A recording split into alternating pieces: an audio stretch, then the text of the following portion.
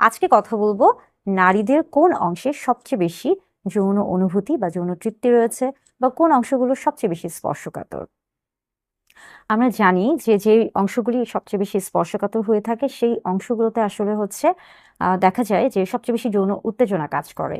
নারীদের ক্ষেত্রে যদি আসি সেই ক্ষেত্রে পুরুষদের মতো নারীদের শরীরে যেমন নারীর জননাঙ্গের যে একটি অংশ রয়েছে এবং এটি কিন্তু হচ্ছে স্ত্রীর বা নারীর শরীরের বাহিরে বা বাহ্যিক দিকে এটা অবস্থান করে থাকে এবং এটি হচ্ছে মূলত ক্লাইটোরিস। ক্লাইটোরিসের মধ্যে কিন্তু অনেক বেশি যৌন উত্তেজনা কাজ করে থাকে, অর্থাৎ নারীর শরীরের মধ্যে খুব উত্তেজনামূলক অংশের মধ্যে একটি হচ্ছে ক্লাইটোরিস। ক্লাইটোরিস ছাড়াও কিন্তু আরো বেশ কিছু অংশ রয়েছে, যেমন আমরা বলে থাকি যে হচ্ছে জি স্পট। জি স্পটটা আসলে কি?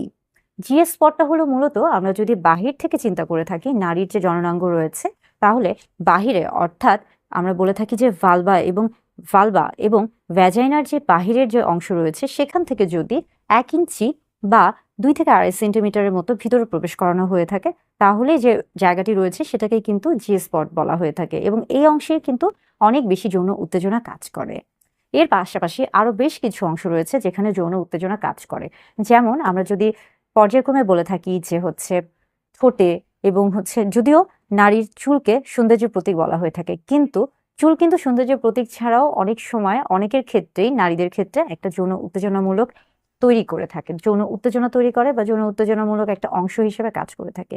এবং পাশাপাশি দেখা যাচ্ছে যে অনেক নারীর ক্ষেত্রে আমরা বলে থাকি যে গলা বা ঘাড় বা পিঠের যে ত্বকের যে অংশগুলো রয়েছে, কিংবা বুক কিংবা কোমর বা কোমরের নিচে বা দুই পাশে এই যে অংশগুলো রয়েছে, এই প্রত্যেকটা অংশই কিন্তু অনেক বেশি স্পর্শকাতর।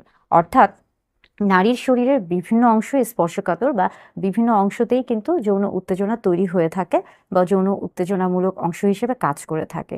তবে এক একজনের শরীরে আসলে হচ্ছে সবচেয়ে বেশি কোনটি যৌন উত্তেজনা হিসেবে কাজ করবে বা সবচেয়ে বেশি যৌন উত্তেজক হিসেবে কাজ করবে বা সবচেয়ে বেশি স্পর্শকাতর, এটা আসলে হচ্ছে নির্ভর করছে ব্যক্তি স্বাধীনতা বা ব্যক্তির উপর। এটা সম্পূর্ণই হচ্ছে ব্যক্তির উপর নির্ভর করছে।